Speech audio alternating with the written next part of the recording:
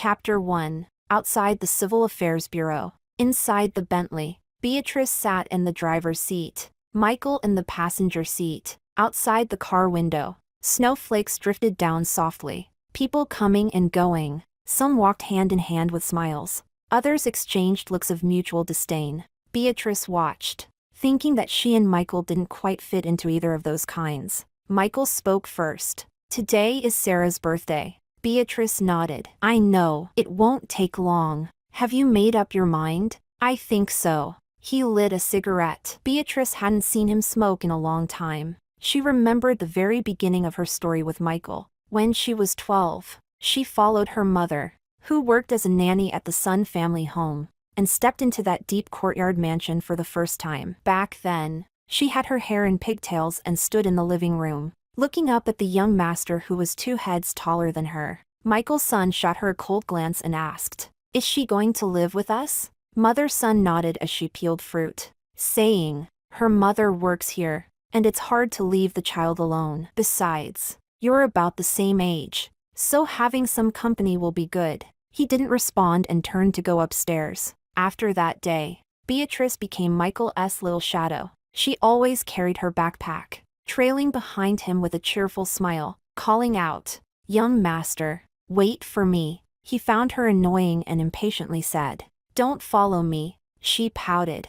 "But Aunt said I have to keep you company." He glanced at her sideways. "It's not like I don't have anyone to keep me company." But later, she was bullied at school, called a Sun family home as toady, and her backpack was thrown down the stairs. When she picked it up, her hand was scratched, and no one helped her. He walked over and drove those students into a panicked retreat. She looked at him in surprise and softly said, "Thank you, young master." He paused for a moment, then said impatiently, "Don't call me young master, call me Michael." From then on, he quietly acknowledged her presence. They walked to and from school together. In high school, his brother teased her, "Young master's son, your follower's not bad." "Huh? You've been chasing her for years and still haven't caught her?"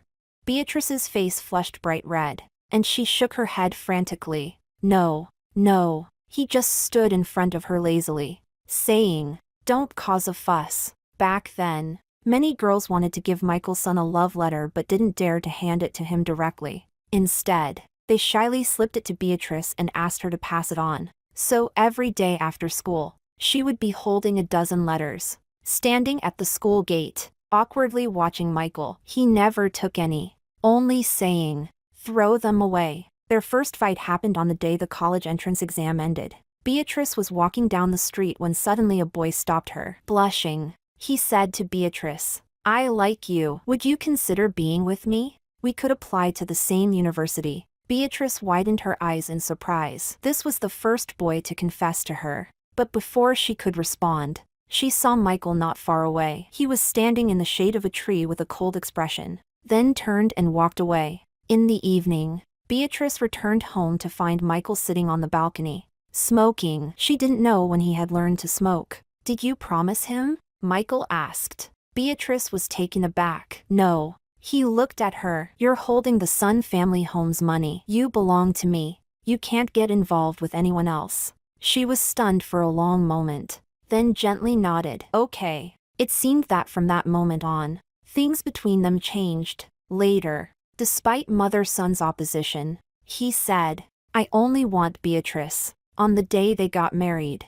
the heaviest snowfall in 10 years fell. Snowflakes drifted softly outside the Civil Affairs Bureau. She reached out and held his warm palm. She smiled and said, "Michael, I've waited 10 years for this day." Michael looked down at her and said earnestly, "So have I." But life after marriage was far less passionate. He treated her well, yet never spoke of love. He never took her to social gatherings, never let her appear in the power circles where glasses clinked. So within the circle, little was known about Beatrice, only that Michael had a wife, quietly married, never shown in public, seen this way. Perhaps it could be called a kind of love. If Beatrice hadn't known that Michael had someone else on the side, she would have made herself believe this. But the only consolation was that Michael never brought those matters before Beatrice. So life went on, day by day, until Sarah appeared, a girl with clear, bright eyes and a radiant smile. dressed in a simple white cotton dress.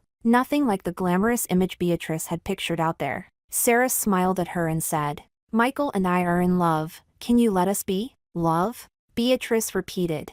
Unlike the imagined meltdown with Sarah, not even a question asked. Beatrice simply said calmly, "If Michael agrees to the divorce, I will sign." Sarah lifted her smiling face, carrying her love, and walked away confidently. She didn't know what Michael and Sarah talked about afterwards, but the girl never returned. Sarah seemed to have given up, but Beatrice's thoughts began to stir. She thought of Sarah's smiling face, happily uttering that word, love?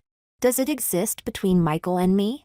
It was just after that when today's snow began to fall again, 7 years later. Another city blanketed in snow. Michael lit a cigarette but didn't inhale, holding it between his fingers, his hand resting on the car window. "What happened between Sarah and me, I never meant for you to know." Beatrice smiled wryly. "Afraid I'll get a divorce?" "No." Michael shook his head. "You're almost 29. So? You're no longer young, no longer fresh. Starting over will be exhausting." She turned her head to look at him. "So, should I be thanking you for thinking of me this way?" The wind lifted her hair, letting it fall on his shoulder. Michael looked at her silently. The snow outside the carriage grew heavier, as if it were about to bury the entire city. The phone rang. He answered, and a soft female voice faintly came from inside the carriage. Beatrice could tell it was Sarah. After hanging up, he was silent for a few seconds, then suddenly pushed open the car door,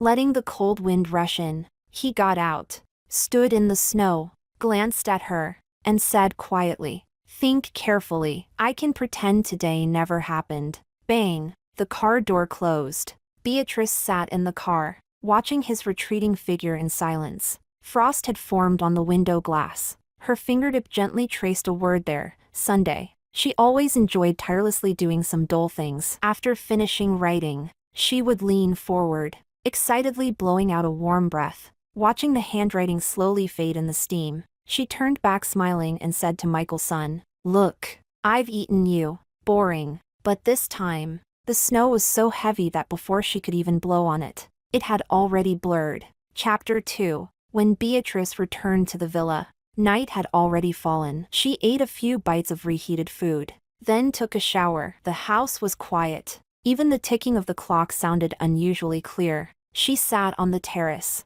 her hair slightly damp and loose. The wind brushed past the eaves, carrying the faint scent of rain. Beatrice sat lost in thought for a long while before suddenly realizing that Michael hadn't come back yet. He probably won't be back tonight either, because today is Sarah's birthday. Maybe right now, Michael is celebrating with her, bending down to light her candles, then quietly watching her make a wish. She smiled silently and pulled the blanket tighter around her shoulders. She fell asleep alone, and by nightfall, heavy rain had started to pour. The thunder crashed down like a sudden torrent, deafening. The light outside flickered on and off, casting the bedroom in shifting shadows. Beatrice kept her eyes open, unable to fall asleep for a long time. She had been afraid of thunderstorms since she was a child. Because of her father, who died on a night like this, lightning struck the factory during a rainy night, flames soaring skyward, and her mother, upon hearing the terrible news, knelt in the rain holding her tightly,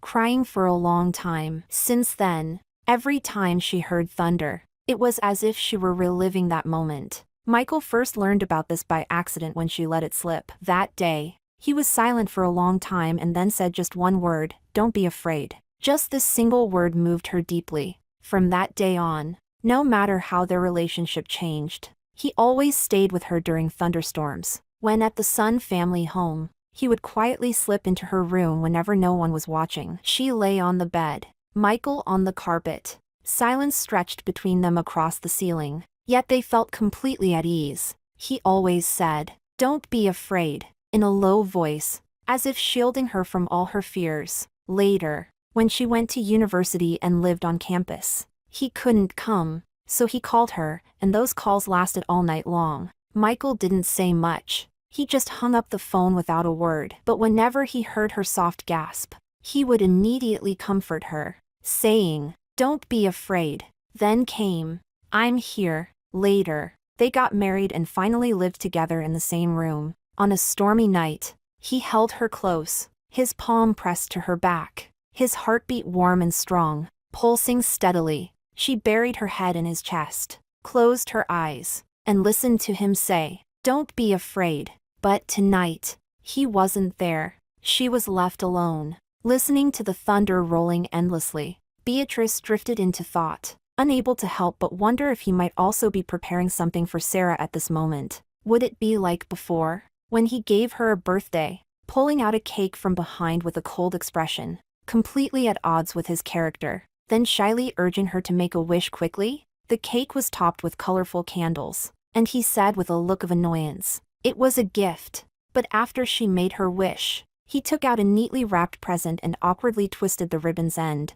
saying, "Do you want some love or not?" She pictured that scene, feeling her chest tighten little by little. The thunder outside finally faded away, and she drifted off to sleep in a daze. Waking early in the morning, the sky was still gray. Beatrice habitually picked up her cell phone, and a trending topic from INS popped up. The wealthy heir and the Beijing Film Academy beauty rumored to be in a relationship. Her heart skipped a beat. Clicking on it, the photo showed a high-end French restaurant, bathed in dim, soft lighting, with a warm atmosphere. The girl in the picture wore a crystal crown, her eyes closed, hands clasped in prayer before a black swan-shaped cake. Making a wish, a sweet smile graced the corner of her mouth, youthful and radiant, as if she had never known sorrow. The cake had no candles. The black swan lifted its head, noble and defiant. The girl is Sarah. At the edge of the photo, a man showed only his profile, handsome,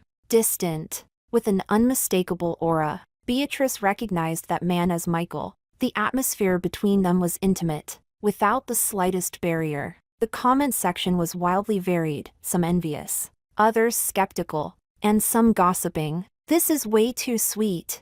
Black swan cake. So expensive. Wow. Is this an official announcement?" Beatrice silently watched for a moment, then closed her cell phone. She walked into the dressing room and began changing clothes. Today she was going back to the Sun family home for dinner, a plan made long ago. She took her time changing into a dress, simply pinned up her hair, and applied light makeup. Before leaving, she glanced back at the empty room and closed the door. The car stopped at the gate of the Sun residence. She got out and walked into the living room. Mother Sun was sitting on the sofa, trimming the orchids. Hearing the noise, she glanced back at her and asked, "Michael didn't come with you?" Chapter 3. Mom. Beatrice walked into the living room, her tone gentle as usual. "Michael said he has something urgent and will be late." Mother Sun didn't respond, turning back to arrange her flowers. The flower branches were still slightly damp. She trimmed them meticulously, and as she worked, she suddenly spoke softly. "Men, these days, playing around outside is a common thing." Her tone was calm and unhurried. "What matters is that, no matter how chaotic things get outside, you don't lose your footing. Sit where you ought to sit, and hold tightly to what you ought to hold." Beatrice stood aside, eyes lowered, quietly listening. Mother Sun trimmed a thorny rose branch with precise movements. Beatrice softly said, "Mm." She understood Mother Sun's meaning behind her words. Maybe it was a hint, maybe a test, or simply the wish to put the household in order. Perhaps it was all of these. She still remembered the moment when Michael first told Mother Sun he wanted to be with her. At that time, he had just graduated from university and was being urged by his family to go on blind dates. The Sun family home had already chosen several young ladies of similarly esteemed backgrounds for him. Mother Sun personally arranged the introductions. Each girl was radiant and elegant, from distinguished families. Michael's son rejected everyone without exception, sending them away mercilessly, his words cold and utterly devoid of warmth. Mother Sun was quite angry and called him back home for a scolding. "What exactly are you looking for?" He was silent for a long time. At that moment, Beatrice was tending to the flowers in a corner of the courtyard, sunlight falling on her like a quietly blooming lily. He looked for a long time and said, "Someone like her." Mother Sun followed his gaze, and her expression instantly darkened. She had long suspected her son's unusual feelings for Beatrice, but she could tolerate a momentary whim. What she couldn't accept was him taking it seriously. Just as the Sun family home can care for the Su family mother and daughter, and treat her like one of their own, The position of daughter-in-law is different. Michael couldn't persuade her, so she went to find Beatrice. That day, she sat across from Beatrice and spoke gently. Beatrice, haven't I treated you well all these years? Beatrice nodded. Yes. Then you should understand. She looked at her. I want my son to marry a woman who can support him, not someone who holds him back. Do you understand? Beatrice softly replied. I understand. Mother-son took a card from her bag and pushed it toward her. There's 1 million on it. It's enough for you and your mother to live without worry for the rest of your lives. I can still arrange for you to study abroad. Anywhere you want, whatever you wish to study. I'll support you, as long as you leave Michael. Before she could respond, a cold reprimand came from the doorway. No. Michael's son walked over, took the card back, then grabbed Beatrice and said, I won't give up. Mother-son was so furious that her whole body trembled, nearly turning her back on him right then and there. But Michael remained as stubborn as ever, with not a hint of compromise in his eyes. After many twists and turns, mother-son finally gave up with a resigned whatever. She said tiredly, do whatever you want. I can't control you anymore. Her attitude towards Beatrice had grown subtle since then, not as warm as before, but not indifferent either. After all, she was a child she had watched grow up. Her thoughts were pulled back by the voice on the TV. The entertainment channel was showing the launch of a new drama by a popular actress, accompanied by a few gossip stories. Mother-son glanced over and sneered. Not fit for the stage. Beatrice smiled quietly and said nothing. Soon, the servant came to call them for dinner. Michael only then entered, still wearing the same suit as yesterday. He offered little explanation for his lateness and just greeted mother-son with "Ma." Mother-son nodded faintly. Sit down. At the dining table, the mood among the three was somewhat delicate. Mother-son ate slowly and deliberately, but from the corner of her eye, she kept glancing at Beatrice and Michael. Michael remained silent. Beatrice picked at her food intermittently. Halfway through the meal, mother-son suddenly looked up. The Sun family home doesn't need to rely on scandals to make a name, Michael murmured. Beatrice lowered her eyes. After dinner, Michael drove them home together. As she got into the car, he fastened her seatbelt. Sitting so close his nose nearly brushed her ear. He whispered, It rained so heavily yesterday. She replied softly. There's a box in the back seat. It's for you. What is it? A gift. He didn't say another word and started the engine. Outside, the rain began to fall heavily again. They remained silent all the way until the car entered the familiar villa district, when Michael nicely said, I've already had that trending topics post taken down. Beatrice turned her face away, watching the streetlights flicker past the window, and said softly, It doesn't matter anymore. He said, Michael. She interrupted him, her tone gentle. It doesn't matter anymore. He stayed silent, and after a long moment, got out of the car. Beatrice had already stepped inside as raindrops tapped on the eaves, like a heartbeat endlessly magnified. Once, then again, Michael stood outside for a long while before slowly following her inside. Chapter 4. Beatrice had recently noticed that Sarah and Michael seemed to have had an argument, because the Instagram account named SR hadn't been updated in a long time, and that account belonged to Sarah. As for how she found out, it was ultimately just a coincidence. Among tens of thousands of blog posts from the same city, she happened to come across that one. The pinned INS post was a photo, without any caption. The girl held a large bouquet of fresh, vibrant roses in one arm. In the lower left corner of the photo, a man's wrist was unintentionally captured. The watch was the limited edition that Michael often wore, and on the wrist at the edge of the watch face, that small mole was clearly visible under the flash. When Beatrice first saw this INS post, she remembered having just met Sarah. On the back of the left hand of the girl in the photo was a faint birthmark, exactly like the one she had seen that day. Some loves are glaringly obvious, and Sarah is clearly not someone good at hiding things. Her INS secondary account is almost like a fully public love diary. He came to pick me up after class today. I was so tired, but seeing him instantly woke me up. The first time we argued, I ignored him for 2 hours.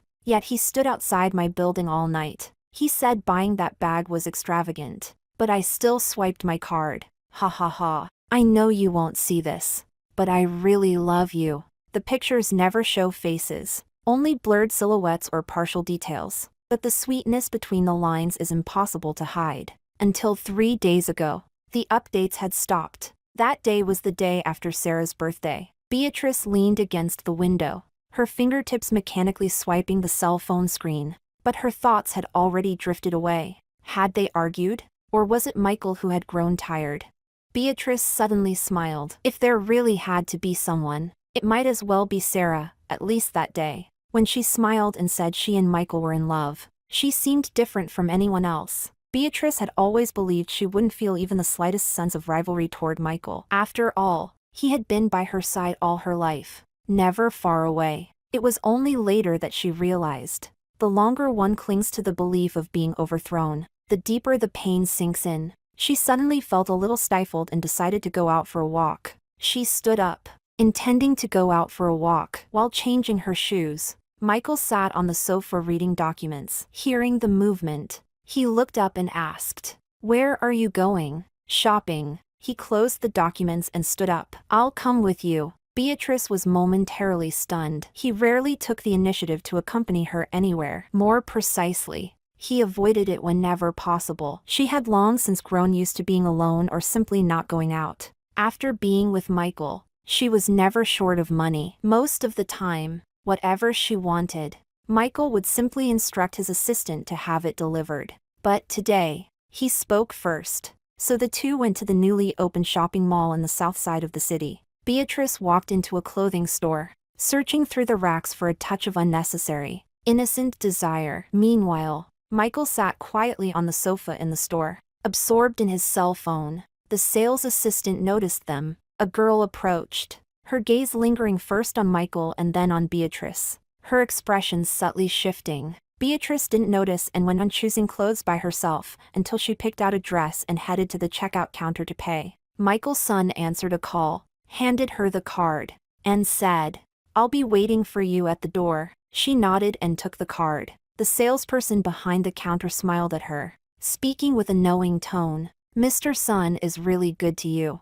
Beatrice frowned slightly, about to ask how she knew his surname was Sun, when the girl added, "But our system shows he marked his marital status as married on the profile." She was stunned and about to say she already knew, but then the woman's smile deepened, as if seeing through everything yet offering comfort. "But it's all right. We understand. These kinds of relationships are quite common nowadays, aren't they?" As she spoke, she typed while adding, "How about we open a separate supplementary card just for Miss? Then the spending records won't sync to the main account anymore." Beatrice finally caught the implication in her words. She raised her eyes, her tone calm. "No need." "Oh dear." The girl tilted her head, speaking as if for her own good. "You don't need to feel embarrassed. We have lots of friends like you here. Just fill in a code name, like Little X or something. A smart girl like you surely knows it's not good to have your real name too clearly displayed." Beatrice clearly knew she didn't recognize this person, but at that moment, she realized she was obviously being mistaken for someone else. In those sarcastic, backhanded words, the malice was glaringly evident. She had intended to say something to explain, but at that moment, she saw the girl's expression change, her eyes briefly flicking toward the door, and her tone suddenly turned flattering and familiar. "Miss Sarah." Chapter 5. Beatrice instinctively glanced back. Sarah was walking in from the other side of the glass door. She wore an off-white trench coat, her makeup flawless, and her steps as gracefully assured as ever. But at the moment she clearly saw the figure in front of the cashier. Her expression visibly faltered, a flicker of surprise and awkwardness crossing her eyes, as if she hadn't expected to meet Beatrice here. The air grew quietly still for a moment. The girl's eyes immediately brightened, and she warmly stepped forward, her tone full of familiarity. "Miss Sarah, it's been so long since we last saw you. You and Mr. Sun used to come here often. We were just saying how we hadn't seen you around lately." She spoke naturally, blinking playfully. "I even thought you might have gone abroad traveling." Beatrice didn't move, just gently lowered her eyes and slipped the card back into her bag. Sarah stayed rooted in place without replying, her gaze fixed on her, fingers instinctively clutching the strap of her bag, her face still wearing a polite smile. The girl didn't notice the awkward mood and continued eagerly. Are you here to check out the new arrivals? We just got a new batch this week. Funny enough, Mr. Sun just brought a young lady to browse today. She shifted her tone, a faint smile flickering at the corners of her mouth, her eyes casting Beatrice a look full of subtle meaning. They picked out several dresses together. That tone nearly said, I understand. Sarah's expression shifted abruptly, yet she remained silent. Beatrice had initially been indifferent, but as the words became increasingly grating, her eyes landed on the sales assistant standing beside Sarah, puffed up with false authority, which struck her as somewhat ridiculous.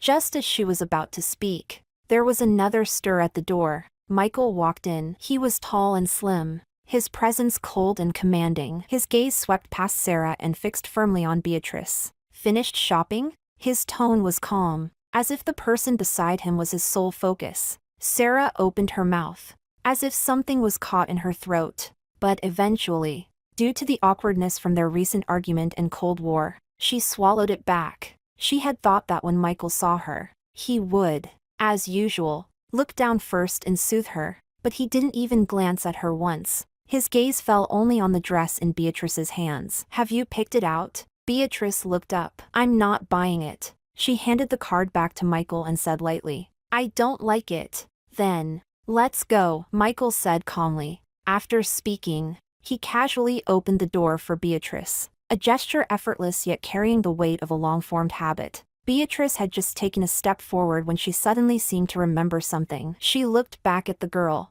her tone gentle and touched with a smile. Thank you for the reminder, but I really don't need a supplementary card. She paused, her gaze shifting to Sarah. However, you might want to ask Miss Sarah if she needs one. Sarah's face instantly darkened. The sales assistant was stunned, wanting to speak but unsure how to recover. Left only with a look of bewilderment, the two walked away side by side. Sarah stood frozen in place, caught between anger and frustration, disbelief written all over her eyes. She never imagined that, even though they had argued last night, Michael wouldn't even glance at her, not once, and would actually leave with Beatrice without looking back. Right in front of her, the girl stood beside her, watching her embarrassed expression, her mouth opening and closing before she finally tried to comfort her. Miss Sarah, don't be too upset. Nowadays, mistresses are all so arrogant. They only rely on their youthful looks. Shut up. Sarah coldly threw out a sentence, then turned and left. The girl froze in place, as if only now belatedly realizing something. Several customers gathered nearby, whispering, why do I feel like the one who just left was the original partner? Someone let out an awe. So the one staying here now is the third? Was that salesperson mistaken all along? Another tried to suppress a laugh. Serves her right. Really thought she was an outsider. The girl's face instantly turned pale as she listened. Chapter 6. Beatrice had originally thought that Michael was a man who valued novelty. If he liked someone, he would give all his patience. But once he grew tired, he could walk away without a hint of mercy. Sarah was the one everyone could see. For instance, that day at the shopping mall, Sarah stood before him, staring straight at him as if waiting for an explanation or response. But Michael didn't even look at her. He simply turned and walked away. Beatrice remembered that day clearly, a strange feeling growing inside her. What exactly was it?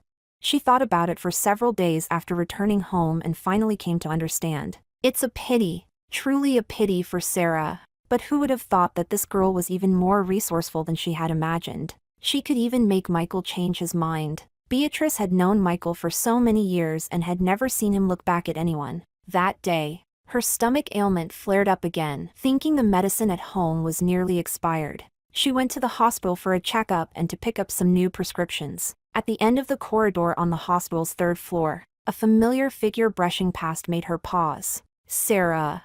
The girl wore a soft, knitted long dress, turning her head to gently cradle her lower abdomen, her expression tender, with an unmistakable joy shining through her brows and eyes. Beside her was Michael. The man wore a black trench coat, his expression still distant, but Beatrice could detect a rare patience and an unfamiliar tenderness in his movements. They stopped in front of the obstetrics and gynecology department. Beatrice paused briefly, quietly slipping into a corner. standing out of sight from those inside. The clinic door was half open, with voices drifting out in fragments. The doctor smiled and said, "The fetus is full term, and all indicators are very stable. It's clear you've been taking good care of yourself." Sarah chuckled softly. "Doctor, I've been especially careful about what I eat lately. I haven't even touched seafood." Michael stood beside her, his voice low. "Since you know you have to be careful, don't keep thinking about wandering off.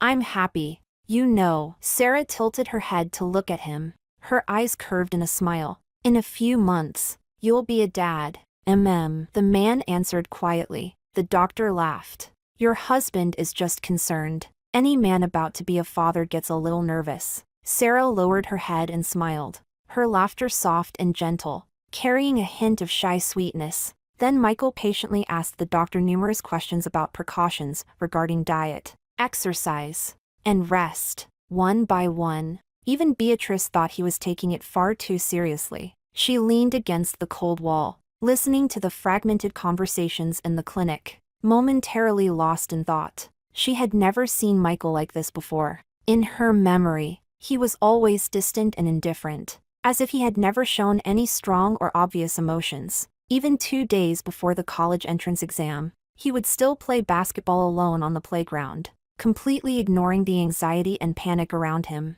She had once believed that Michael would never bow his head for anyone in his life, much less nag or offer reminders, even if that person was her, Beatrice. But now, standing behind that door, he was asking questions one by one, seriously and patiently. For another woman and an unborn child, it was unlike him at all. Beatrice didn't know if this was love, but if it was, then what did the past between her and Michael mean? She was lost in her thoughts, completely unaware of when the door had opened, until a familiar voice dropped down from above. "Beatrice."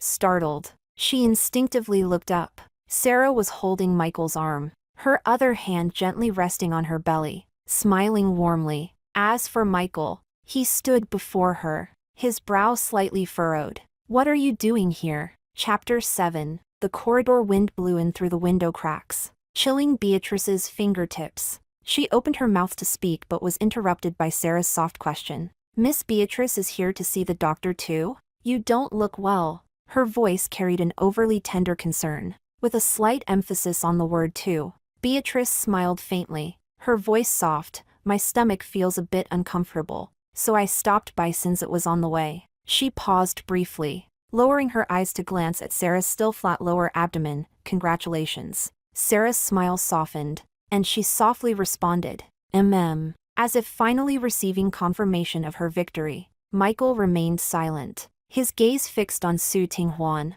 his brow furrowed. After a moment, he finally spoke. "When did the stomach pain start? Why didn't you tell me?"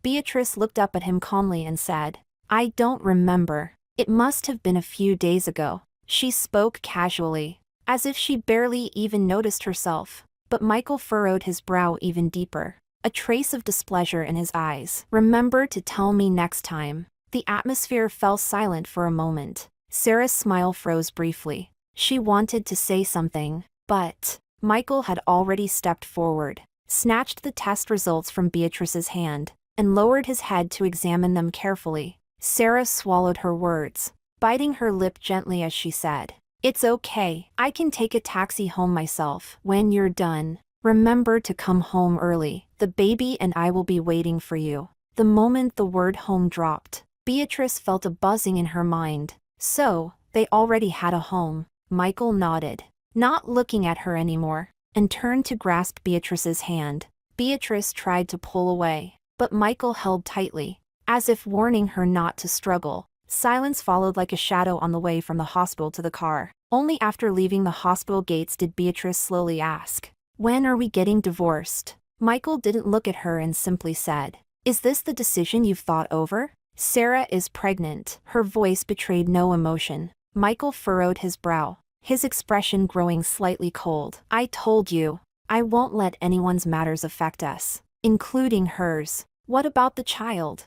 Beatrice asked. Michael was silent for a moment, then said, "If you want, the child can be registered under your name." Beatrice was taken aback, As if she just heard some absurd joke, she turned to look at him. If you don't want that, he continued, we can send the child back to the old house. Mom likes kids, and it's peaceful there anyway. Michael, what on earth do you take me for? Does it really matter how you take it? Michael smirking faintly, does that bother you?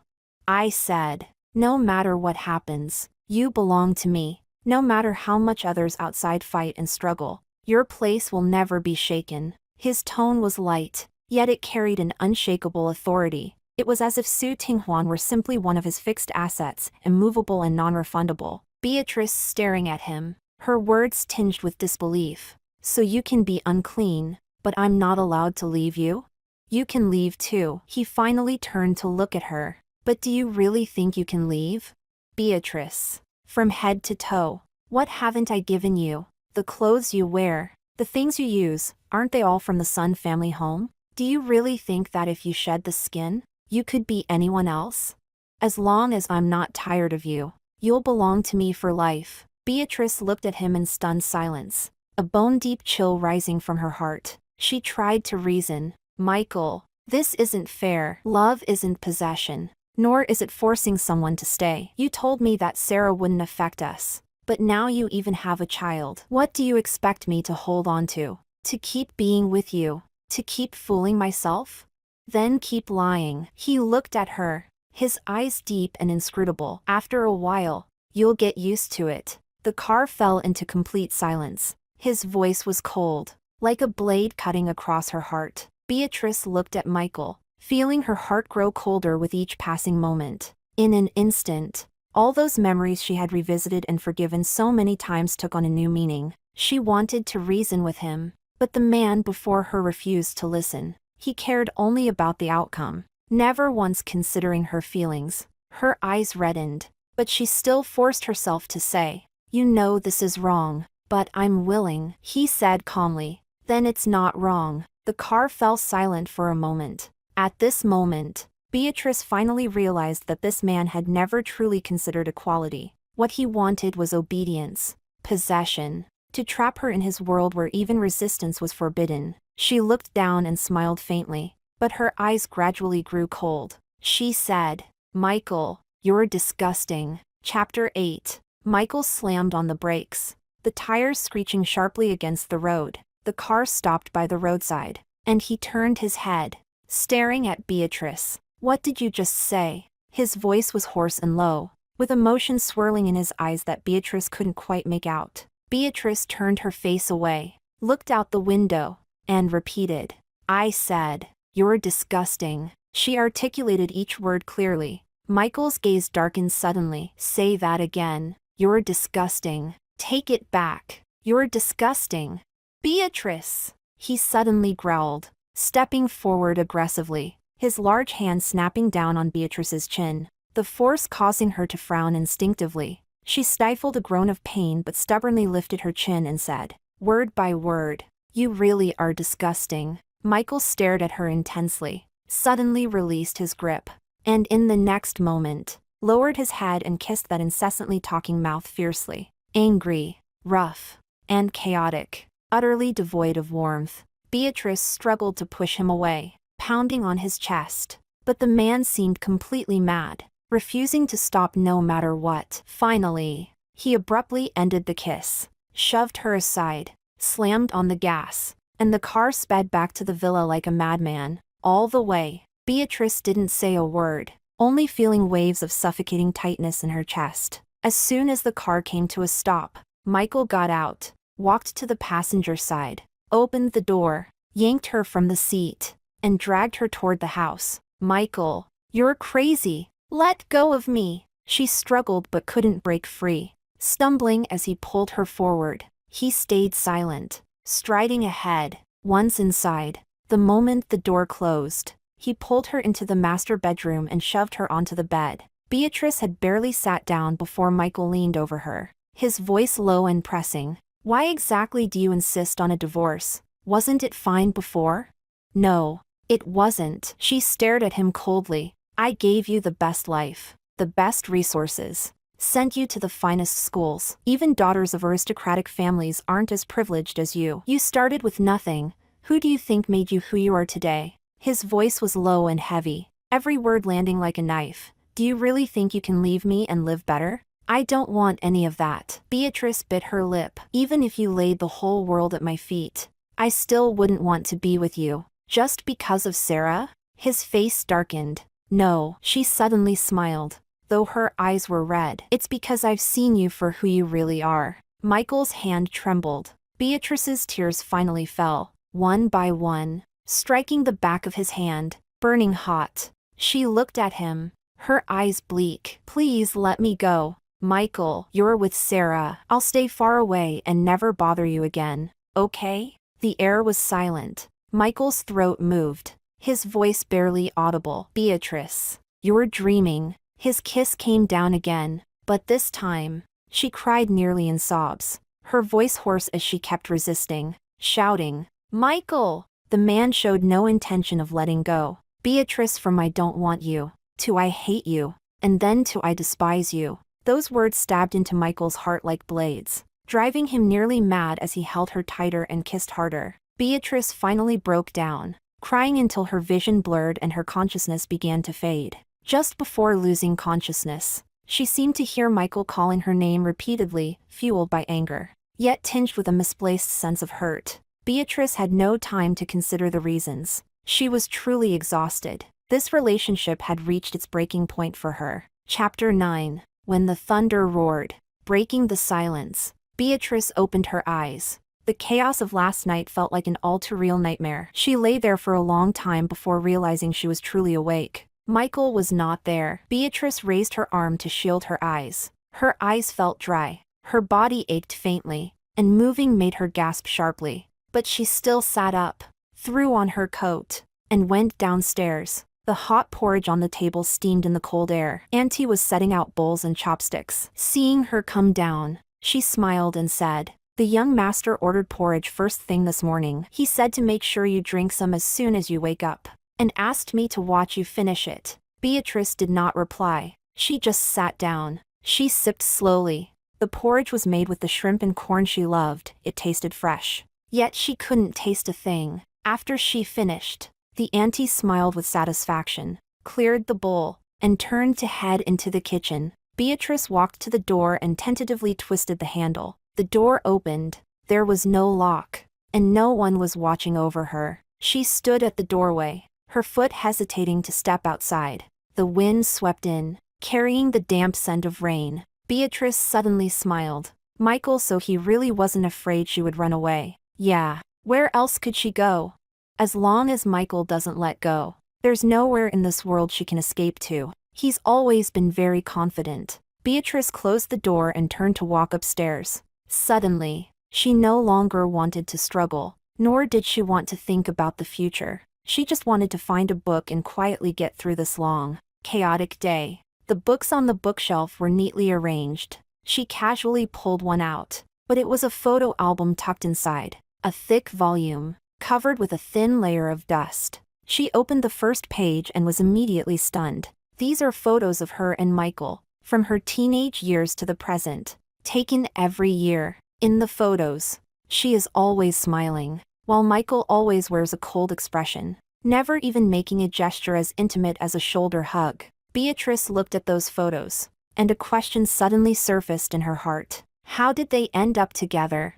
She thought for a long time before recalling that summer evening when Michael was caught and brought home by mother-son after yet another girl ran off angry from a blind date. They asked him what exactly he was looking for. Michael looked up from his cell phone, glanced around, and saw Beatrice in the corner. He casually said, "Someone like her." With just that one casual phrase, he named her and sealed her fate. Mother-son was surprised, and even more so was she. At that time, she was nothing more than the daughter of a nanny temporarily living at the Sun family home, without blood ties, status, or standing. Before this, Michael had never shown her any sign of affection, but at that moment, he so casually decided everything. From that day on, he began to see himself as her boyfriend, interfering in her life and shaping her future. Beatrice closed her eyes, letting out a quiet sigh from deep within. He never once asked if she was willing, and she never said no.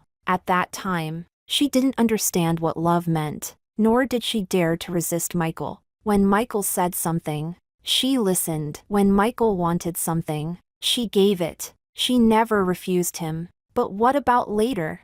What was it that made her want to leave? Beatrice remembered the first night she learned Michael had someone else. She asked him if there was someone he liked. He pressed an apple to her mouth and said coldly, "Those people are just playing games. What I'm looking for is love. Do you understand?" She didn't understand at the time and just nodded dumbly. So later, when Sarah stood before her, smiling and said, "Michael and I are in love," Beatrice agreed without hesitation. She agreed to the divorce, believing she was sparing him. She thought that even if Michael wasn't grateful, he should at least let go cleanly. But why? When the day actually came, did Michael not want to let go, refusing to let her leave, forbidding her from saying no? Beatrice sat on the carpet, flipping to the last page of the photo album. The picture was from a New Year's Day years ago. She wore a red dress, standing beside Michael. He looked down at her, and in that glance, she thought she was special. Looking back, it was nothing but an illusion. The rain grew heavier, thunder continuously rolling outside the window. Michael hadn't come back, yet Beatrice suddenly felt that such weather wasn't so frightening after all. So leaving Michael wouldn't cause the sky to fall. With that thought, Beatrice seemed to make a firm decision. She picked up her cell phone and dialed a number. Does the promise from 7 years ago still hold? Chapter 10. Michael entered, and Sarah was sitting on the sofa, fixing her nails. She heard the noise, immediately stood up, rushed over, and linked her arm with his, smiling sweetly. "You're here." She had dressed with care today, wearing a soft silk slip dress, her makeup delicate, and even her hair freshly curled, making her look particularly charming. Michael glanced at her but said nothing, casually draping his suit jacket over the sofa. Sarah leaned in slightly, gently kissed the corner of his lips. "For dinner, I had someone prepare your favorite steak and sashimi. It's just ready, and I'll bring it to you right away." Michael nodded and followed her. At the dining table, Sarah attentively served him dishes, her voice soft and gentle. Michael didn't eat much but showed no signs of impatience. After the meal, they nestled on the sofa, the floor lamp casting a soft yellow glow, the curtains drawn tight, and a dull romance movie playing on the TV. Sarah leaned against his chest, peeling grapes while murmuring, "Do you think our baby will be a boy or a girl?" Michael didn't answer, just lowered his head and peeled a segment of orange for her. Sarah ate the orange, then smiled and said, "I dreamed yesterday it was a boy, very much like you, eyes bright and black. What do you think about calling him Grape as a nickname?" She looked up, her eyes shining brightly as she looked at him, carrying a kind of happiness that seemed to have the future perfectly mapped out. Michael neither said yes nor no. "Michael!" Seeing him stay silent, Sarah seemed a bit irritated. Her voice suddenly lowered. "When are you going to divorce Beatrice?" Michael paused, raising an eyebrow. He didn't understand why everyone was in such a hurry. The first time Beatrice stood up to him was over the divorce. Now Sarah was anxious too, impatiently wanting him to give up Beatrice. One is desperate to leave, the other desperate to marry. Michael loosened Sarah's hand and said calmly, "I will not divorce." With such resolute words, he spoke to Sarah now with extraordinary tenderness. "Why?" Sarah sat up straight at once. "Is it because she refuses to let go?" The smile on Sarah's face slowly faded, her voice growing sharp. Looking at Michael, her tone quickly softened again. "But I'm pregnant with your child." She grabbed Michael's arm, shaking him. "Do you want our baby to be called a bastard as soon as it's born?" Michael's eyes darkened, but his tone remained calm. "My child? Who dares call you that? Then why haven't you left?" Her eyes reddened. "Are you still in love with Beatrice?" Chapter 11. Those words plunged the room into a moment of silence. Sarah sidled up and took his arm, lowering her voice. "That day, I went to see her, asking her to let us be, that she agreed. But you shouted at me, said I crossed the line. And on my birthday, I was just so happy I posted on INS and ended up on the trending topics. Then you got mad at me like that." The more she spoke, the more wronged she felt. Her voice grew softer, and tears fell as she said, "I just wanted everyone to know you are mine. Was that wrong?" Michael lowered his head, silently watching her. Sarah asked him if he still liked Beatrice. He had never seriously asked himself that question. Beatrice entered the Sun family home when she was 12, her hair in little braids, repeatedly calling him young master. Then she followed him like a tail, impossible to shake off. She was obedient and gentle, lacking much of her own will. Only when it came to being with Michael did she show remarkable determination. He found her noisy, so she tried hard to become gentle and quiet. He said she couldn't even swim and was embarrassing herself, so she immersed herself in the water, practicing until her fingers turned white, learning to swim no matter how scared she was. He said he didn't want her to be too far away, so she studied finance with him, poring over those dull, lifeless numbers and reports. He wouldn't let her go abroad, so she flat out rejected the offers from prestigious foreign schools that mother-son applied to on her behalf, without a second thought. He said he wanted her, and she accepted the relationship without ever asking why. He has done quite a lot for her. She has sacrificed even more for him, so he felt completely justified in believing that she was born for him, destined to be by his side for a lifetime. No matter how fresh, passionate, or understanding Sarah was of men's feelings, she was not Beatrice. And Beatrice, she couldn't leave. Michael slowly withdrew his thoughts, extended his index finger, and gently pressed Sarah's lips. "Shoo." His voice was gentle. "Don't overthink it. Between us, we don't need to worry about anyone else. Just the two of us is enough." Sarah's eyes reddened, as if she wanted to say more, but in the end, she couldn't resist his soothing. She bit her lip, buried her face in his arms, and said softly, "What you said." He didn't respond. Late at night, Sarah was already fast asleep. Michael stood up, picked up his cell phone, and saw a message from the nanny. "Miss Beatrice didn't go out today after having some porridge. She's been reading in her room and has now fallen asleep." He stared at the screen, motionless for a long while, until a taut string deep in his chest slowly eased. He was just about to get up when he felt a sudden tug from behind. Sarah, still asleep, grabbed his hand tightly. He lowered his head to look at her. The woman slept peacefully, her face pressed against his pillow, so he lay down accordingly, only to be startled by a sudden clap of thunder. Through the gap in the curtains, Michael caught a glimpse outside and realized it had started pouring rain. Though he hadn't noticed when, he stared at the ceiling, thought for a moment, originally intending to call Beatrice. But in the end, he simply put down his cell phone and didn't move it again. Chapter 12. Early morning. Michael's son appeared at the Sun Group building, dressed in a sharp suit, his expression stern. He walked from the elevator to the top-floor office. Along the way, employees stood up to greet him, but he merely nodded slightly, walking at a steady pace, as if carrying an innate sense of authority. The secretary waited by the door. When she saw Michael appear, she stepped forward to open it for him, then followed him into the office, reporting on recent matters. Michael hadn't actually been to the Sun Group that often. The group had been operating for years with an established system, and he had gathered the top management team in the industry under him. For Michael, just occasionally showing up was enough to maintain control. Lately, he had been overwhelmed by Sarah, and tangled up with Beatrice's issues, leaving him somewhat unsettled. There was a pile of unfinished business, but before the secretary had finished her report, the office door was suddenly pushed open. Sarah clattered in on her high heels, saw Michael, and without minding the others around, coquettishly complained, "The baby and I woke up early and didn't see you. We missed you so much. Why didn't you wake me?"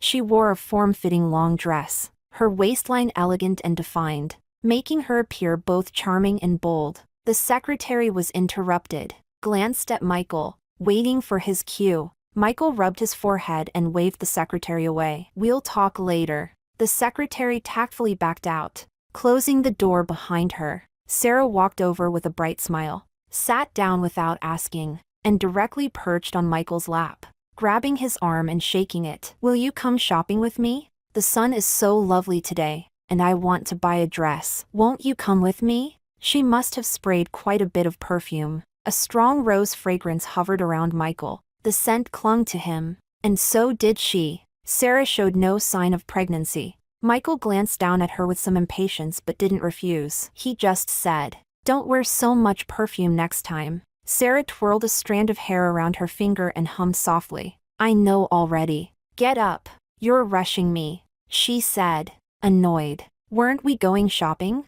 The woman immediately changed her anger to joy, leaned in, and kissed Michael on the cheek, her smile radiant. "You're the best." Chapter 13. The lights in the shopping mall were bright, and Sarah eagerly tried on clothes one by one, even though the bodyguard's hands were already full of her purchases. She showed no sign of wanting to stop. "How about this one? Doesn't this color make my skin look fairer? And the cut, doesn't it make my waist look especially slim?" She held up 2 dresses, eyes shining with hopeful anticipation as she looked toward Michael. Michael leaned against the sofa, fingers scrolling on his cell phone, and without looking up said, "The one on the left." Sarah frowned slightly, then glanced at the other dress. "I think the one on the right looks nice, too." Michael, too tired to argue over this pointless dilemma, rubbed the bridge of his nose and said calmly, "I'll take them both." Sarah immediately broke into a radiant smile, as if she'd been given the greatest prize,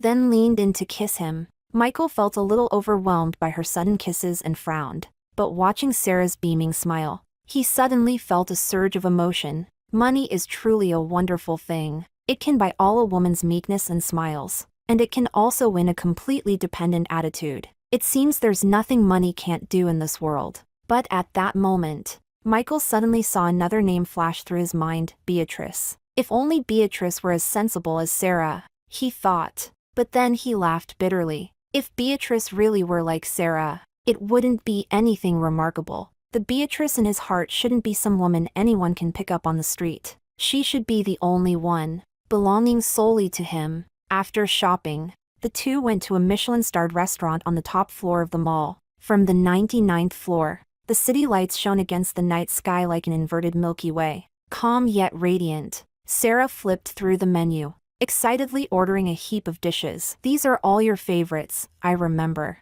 Michael only muttered a his expression impassive. The waiter chatted incessantly nearby, describing the ingredients, where the steak came from, which farm the olive oil was sourced. Michael, however, remained lost in thought, completely uninterested. On the contrary, Sarah listened attentively. Suddenly, she picked up a piece of beef and, smiling, brought it to Michael's mouth, saying, "Try this. It tastes so unique." But instead of opening his mouth as she wished, he took the fork and, under her momentarily stunned gaze, gently returned the meat to her lips, saying softly, "Just take care of yourself." The surprise on Sarah's face was quickly replaced by a smile. She bit into the piece on Michael's fork slowly and deliberately, embodying the conventional image of elegance. Michael watched her, suddenly feeling that the scene before him was oddly familiar. In a daze, he seemed to see that the person sitting across was not Sarah, but Beatrice. The girl bit into a large piece of meat, her mouth stuffed full. That was Beatrice's first time at a Western restaurant. Everything around her was new and fascinating, and she chattered on to Michael about something, he just couldn't remember what. He only remembered that back then, she had quietly asked him, "Isn't this meat a bit undercooked?" At that moment, he merely gave her a cold glance, thinking to himself, "Sure enough, she's a country bumpkin." Yet that one glance remains etched in my mind to this day. Michael withdrew his gaze and looked out the window. The night was deep. City A's lights sparkled like the Milky Way. Suddenly, he thought he should bring Beatrice along next time. Sarah lowered her head and continued eating, completely unaware of his distraction. She said, "This place is nice. We can come here often from now on." Michael didn't respond, quietly watching the lights reflected in his glass. He thought to himself it was better this way. Otherwise, she'd pretend to know nothing and embarrass me. Chapter 14. These days, Michael and Sarah lived like any couple madly in love. Dining, shopping, afternoon tea, Michael never held back. Whatever Sarah wanted, he never asked the price. He handed her the card or took her straight to the store to pick it out. She said she wanted a new car, and that very night he had the latest sports car delivered. Sarah smiled with crescent-shaped eyes. a gleam of pride shining deep within. All of this was what she deserved. No matter how much Beatrice clung to Michael, this was all she could hope for. Michael never went home again, always staying at Sarah's place. At first, he was just going through the motions. But Sarah was smart enough, her playful fragility and thoughtful care were perfectly timed at every turn. She actually managed to stir Michael's hope of leaving early to go home. She even sent Beatrice a message to think it over carefully. What exactly can you gain by leaving me? That night, Michael's brothers invited him out for drinks. He rarely agreed, and when Sarah heard, she insisted on coming along. I want to see your friends too. She blinked at him, hooked her arm around his, and said, "You never take me out to have any fun." Michael whispered, "Suit yourself." The lighting in the KTV was dim, glasses clinked, and men and women sat in small groups, lively and noisy. When they saw Michael appear, the room immediately erupted. "Hey, isn't that Michael? Long time no see." Finally decided to come out. "The younger sister-in-law is really beautiful. The sister-in-law is really beautiful." No wonder she managed to lure our Michael away without a trace. Sarah stood beside Michael, blushing at the compliments from everyone, her smile never fading, her hand affectionately linked with Michael's arm as she said, "Not at all. We've always been really close." The women who came with those men also gathered around, affectionately calling her Sarah. "You're amazing. President's son, men like him aren't easy for just anyone to keep." Yeah, I never expected that. "Sarah, not only are you beautiful, but you're also quite cunning." Sarah smiled as she raised her glass, though inwardly she was disdainful. How could these women even compare to her? But she still spoke softly and humbly. "Not at all. We're truly together." The moment the words escaped her lips, several female companions exchanged glances, their eyes flashing with meanings that Sarah couldn't grasp. After 3 rounds of drinks, someone teased, "Sister-in-law, how about a glass for you too?" Before Sarah could take it, Michael snatched the glass and downed it in one gulp. "I'll drink for her." Laughter broke out at once. "Oh, sister-in-law is so lucky. These days, where do you find a man who'd drink on a woman's behalf? Michael is so kind to his younger sister-in-law." Sarah blushed repeatedly, leaning against his shoulder and softly saying, "What are you doing? It's fine if I have a little." Michael set down the glass and gave her a faint glance. "Don't you know your own limits?" After he finished speaking, the room erupted into another round of noise. The atmosphere was lively, but the few girls who had been singing to lift the mood grew tired, and the energy briefly dipped. Michael blew a smoke ring, leaned back on the sofa, and casually said to Sarah, "Why don't you sing a few songs?" Sarah immediately brightened. "Do you want to hear me sing?" Michael nodded. She smiled as she stood up, switched to a tender love song, her voice graceful, and the crowd applauded and cheered. Amid the waves of praise, Sarah grew more and more spirited, singing one song after another, as if determined to claim the spotlight tonight. At halftime, she stood up and said, "I'm going to the restroom." Michael was looking down at his cards, a cigarette but dangling from his mouth, not even raising his eyelids. "Go ahead." Sarah turned and left. There weren't many people in the restroom. After washing her hands and just as she was about to leave, she suddenly heard several women's voices outside. "Hey, did you see the woman who came with young Master Sun today?" She smiled so sweetly, but those eyes clearly looked down on us. "Does she really think she's Mrs. Sun?" "Exactly. Look at the way she acted just now. True love? Ha! Which man brings his true love to a place like this? Look at her smugness. That pompous little clown. Where is the legitimate wife? At the villa, at the haute couture salon, at the jewelry exhibition, not here, playing cards and drinking with men. Did you see her just now? Singing one song after another with that seductive look? How is she any different from those other women?" Sarah stood there stunned, as if doused with a bucket of cold water. The color drained from her face little by little, her nails digging deeply into her palms. She had clearly won, with Michael by her side, giving her everything she wanted. So why were these people still mocking her? Why do they look down on me? Just because Beatrice has that marriage certificate? Because she doesn't have a proper status yet? Sarah bit her lip in anger, her chest rising and falling sharply. wishing she could storm out and rip the mouths of those gossip-mongers apart. Chapter 15. Sarah stormed back into the private room, her face tightly drawn, but the atmosphere in the private room remained lively, the lights flickering, laughter and cheerful voices rising and falling. Michael was enthusiastically playing cards with a few friends, his expression casual and lazy, completely unaware of her emotional turmoil, not to mention care, and those women who had just been hovering around her, fussing over her and warmly calling her Sarah, had now completely turned away, laughing and chatting without once glancing back. Sarah stood there, feeling a chill rise from her feet, from being the center of attention a moment ago to becoming utterly invisible, all in barely 10 minutes. The angrier she became, her expression constantly shifting. Finally, when Michael had exhausted his amusement and the crowd had dispersed, she and Michael walked out of the private room, one right after the other. The night breeze was cool as she stood by the roadside, not yet in the car, when a surge of anger suddenly exploded in her chest. She turned to look at Michael, who was trailing behind slowly, and finally exploded. "Do you even love me?" Michael was taken aback, a slight lift of his eyebrows. "What? You did it on purpose today." Sarah clenched her fists, her voice trembling with a mix of anger and hurt. "You knew what those people would say about me, so you didn't bring Beatrice. Only me. You just wanted me to be the butt of their jokes, didn't you?" Michael frowned. "Wasn't it you who insisted on coming? Then couldn't you have at least looked out for me a little?" Sarah's eyes reddened. "Can't you see they're mocking me? They don't respect me at all." "Sarah." Michael's tone grew cold. "Don't you look down on them yourself?" Sarah was stunned for a moment, staring at Michael, but the next second her anger flared even more. "I just want you to give me an explanation. I'm carrying your child. I've given so much, yet you let me be a joke in front of others."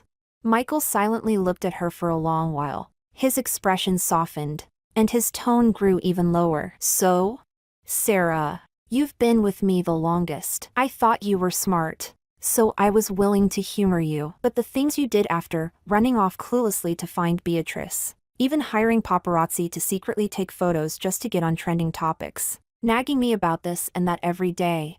Who do you think you are?" Sarah's face instantly went pale, her voice trembling. "So, that's what you think? What do you take me for, Michael?" She looked at him in disbelief. "From start to finish, you were just playing around?" Michael said nothing. He dropped the cigarette butt to the ground, stamped out the sparks with his foot, then said in a calm tone, "At first, I wanted to give Beatrice the cold shoulder, and it was only because you were pregnant that I didn't kick you out. But if you keep causing trouble," his eyes darkened, cold as ice, "don't blame me if I turn hostile." Sarah's face flushed from blue to red. She raised her hand to her lower abdomen and threatened, "If you don't divorce Beatrice and give me a status, I'll take the child in my belly and die with it." Michael remained expressionless. "Then go ahead, Michael."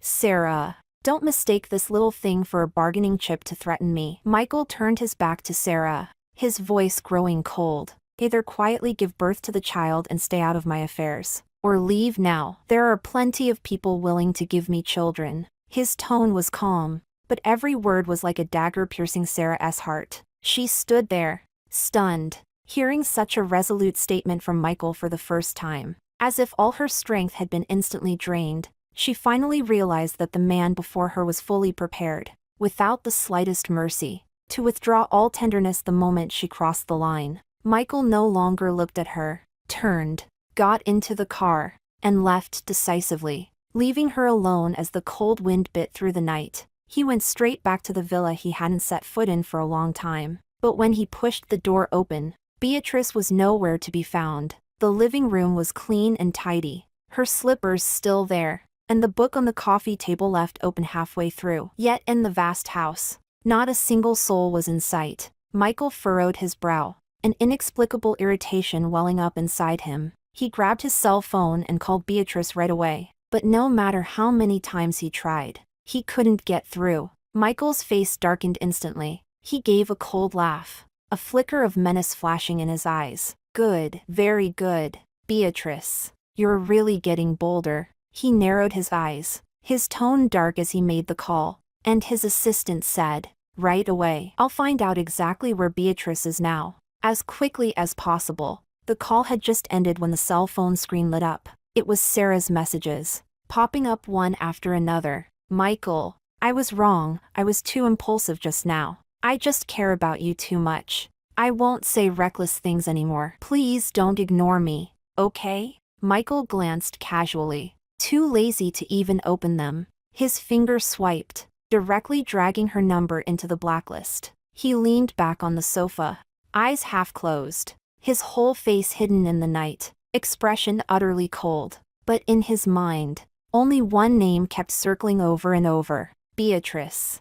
When he finds her, he will definitely make her realize how costly it is to leave him. Chapter 16. When the moment of true farewell arrived, Beatrice realized that all the rehearsals in her heart were as light as a feather. The plane slowly descended into Los Angeles, the lights outside the window shimmering like a dream. For the first time, she felt deeply the meaning of the sentence from the book: parting is a burden too light to bear. Dazed and confused, everything felt unreal. She still remembered that day when, on a whim, she picked up her cell phone and called mother-son, saying, "Does the promise from 7 years ago still hold?" 7 years ago, mother-son sat across from her, placing a bank card on the table. "There's $1 million inside, enough for you and your mother to live worry-free for the rest of your lives. I can still arrange for you to study abroad. Anywhere you want, whatever you wish to study. I'll support you, as long as you leave Michael." Before she could even respond, Michael interrupted with a sharp "No," cutting through all her thoughts, then grabbed her and hurriedly pulled her away as she faintly resisted. 7 years passed, and her mother had long since died from cancer first diagnosed years before. As for mother-son, it seemed she had long since ceased to interfere in their matters. So when she mentioned this old issue again, mother-son's first reaction was surprise. "You had a fight with Michael?" she said softly. "Michael has impregnated a woman outside." There was a long pause on the other end of the phone before mother-son's voice grew low. "So, you're using this child to threaten me?" "No," Beatrice said calmly. "It's a plea." The line was silent for a long moment. Only mother-son's slightly hurried breathing proved the call hadn't ended. After a long pause, she finally spoke slowly, neither accepting nor rejecting Beatrice's plea, but lost in memories instead. He was just in his early 20s back then, inexperienced yet proud through and through. "He said he wanted to be with you. I thought it was just a late rebellion, an attempt to escape my control and restrictions, but his determination exceeded all I could have imagined. I could stop him once, twice, but not a third time. He is willing to stand against the entire Sun family home for you. I believe he is truly moved. Since you're willing to endure hardship with him, I'm not heartless and naturally want to support that." She paused, her tone turning cold. "Now that he's taken over the Sun Group, you insist on leaving. Are you trying to make him hate me to his core? So that we, mother and son, become enemies and end it all completely?" Beatrice lowered her eyes, facing mother-son's sharp words calmly. "No, it's because I know he won't let me go. People like him, when they don't care about you, you're nothing. But even when they do, you might not be able to bear it." Mother-son slightly narrowed her eyes. "He treats you poorly?" I just suddenly started thinking about my own life. Beatrice calm and steady. "If he doesn't let go, I'll never get out. You're the only person who can help me. I don't want money, or anything else. I only ask for a chance to leave." After a long silence, mother-son finally sighed softly. When she spoke again, her voice was still calm but carried a new hint of gentleness. "I can't guarantee he won't find you, but I wish you all the best." 3 days later, early morning, outside the airport, the crowd buzzed. Beatrice stood at the departure gate, dragging a small carry-on suitcase. She belonged to the Sun family home with too many things, yet what truly belonged to her was no more than the capacity of a single suitcase. Watching the time pass little by little, the person she was supposed to meet still had not appeared. She once suspected that mother-son had changed her mind, until a familiar figure appeared from the crowd. It was Michael's assistant, Paul. She instinctively stepped back, her heart suddenly racing. Had Michael's son spotted her? Was he going to take her back? Paul seemed to see through her panic and spoke gently. "Miss Beatrice, don't be afraid. I'm not here to stop you. He took an envelope from the inside pocket of his suit and handed it over. Madam asked me to give this to you. Inside are the tickets and some money. Beatrice was stunned for a moment, then reached out to take it, nodding softly. Thank you. Paul did not leave immediately. He stood there, looking at her, then suddenly spoke. Wishing you a safe journey, Miss Beatrice. She paused, puzzled. Was it Mrs. Sun who asked you to deliver this? Paul shook his head gently. No. He spoke seriously. From the day I joined the Sun Group, you have been by President Sun's side. I know President Sun has always been cold and selfish in matters of the heart. Yet you have endured it, never contesting or fighting back. Paul's tone held no pity, only respect. So this blessing is genuinely from me, an observer. Beatrice felt a slight catch in her throat after hearing this, finally forced a faint smile, and bowed her head. Thank you.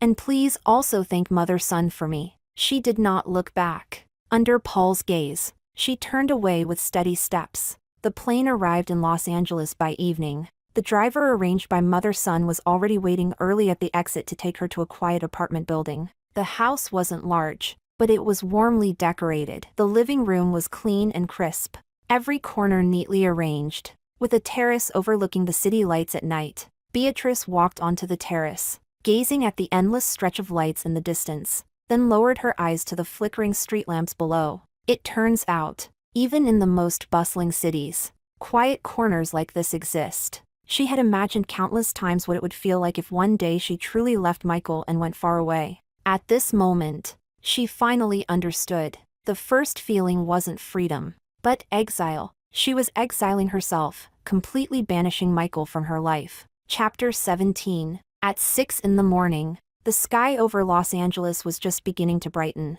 A cool breeze drifting in through the terrace, carrying the scent of early summer and a faint hint of eucalyptus. Beatrice stood in the kitchen, brewed a cup of drip coffee, and slowly sat back down at the dining table. Outside the window, the street scene was unfamiliar, traffic sparse, sunlight slanting onto the corner bakery. She opened her notebook, flipped to the document she'd created yesterday, titled L.S. Ange, E.S. Life P.A.I.N.G.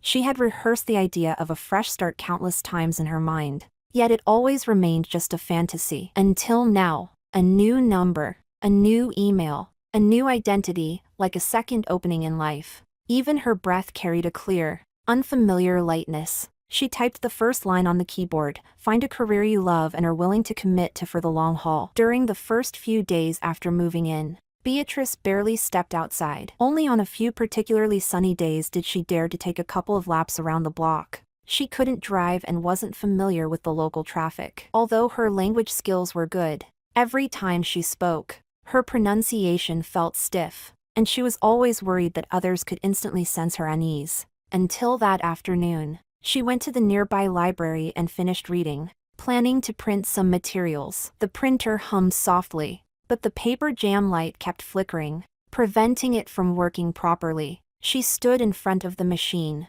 frowning. It was already her third attempt, yet it still didn't work. It's jammed again? Suddenly, a familiar yet unfamiliar voice sounded from behind, deep and clear. Beatrice turned around, and in that moment, it felt as though the last summer's sunlight from her college entrance exam year flickered before her eyes. He smiled softly. Do you still remember me? Beatrice was stunned for several seconds before slowly saying, of course. How could you forget?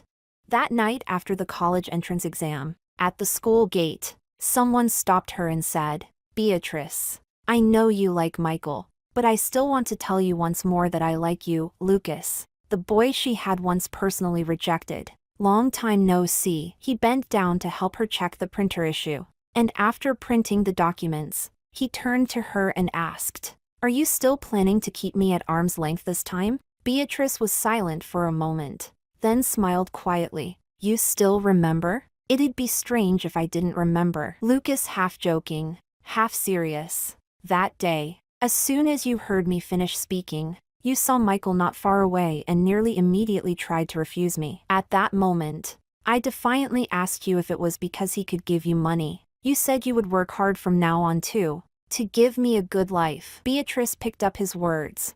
as if that conversation had once been locked deep within her memory. Now slowly resurfacing, she remembered asking him, "So, do you dislike Michael because he has something you don't?" Lucas lifted his head then, eyes full of youthful pride. Even facing the seemingly insurmountable gap between himself and Michael, he stubbornly said, "He thinks having money means he can control everything, control others' laughter and joy, control your sorrow and happiness." I remember what I said last was, Beatrice looked at him and added, "You said you could give me a better life too." I asked you, if both of you are giving, then what difference is there between you and Michael? Lucas said nothing, just quietly watched her, so long that Beatrice began to wonder if bringing this up now was a bit untimely. Finally, he said softly, "I thought about it for a long time afterwards and only then understood the weight of your words. I thought I was different from him. But before I even realized it, I had already developed that urge to control. At that moment, I began to wonder, do I like you because you are you, or because I want to prove something about myself through you?" Beatrice said nothing, only remained silent. After all, it had been so long that even she couldn't clearly remember those details. So now, when I recall it, it feels like an old dream rising again. I went abroad that year, hoping to hide away for a while and see if I could become someone different. Lucas lowered his eyes with a smile. "After graduating, I thought about coming back to find you, but then I heard you were with Michael. So you've been abroad all these years?" Beatrice asked. He nodded and said lightly, "Knowing you're doing well, there's no need for me to disturb you. I can't say I respect you while forcing my way into your life." The sunlight grew stronger, falling on the table before them and stretching their shadows long. Lucas broke the silence and said, "There's a nice cafe nearby. Want to sit for a while?" In the cafe, the seat by the window was bathed in the slanting sunlight. After revisiting old memories, the conversation gradually shifted to the present. Beatrice learned Lucas lived nearby, had once been a senior analyst on Wall Street, and had returned a few years ago to start his own firm here. "I just arrived in Los Angeles and haven't found a job yet." She was rarely so candid. Lucas nodded. "So, can I take a look at your resume?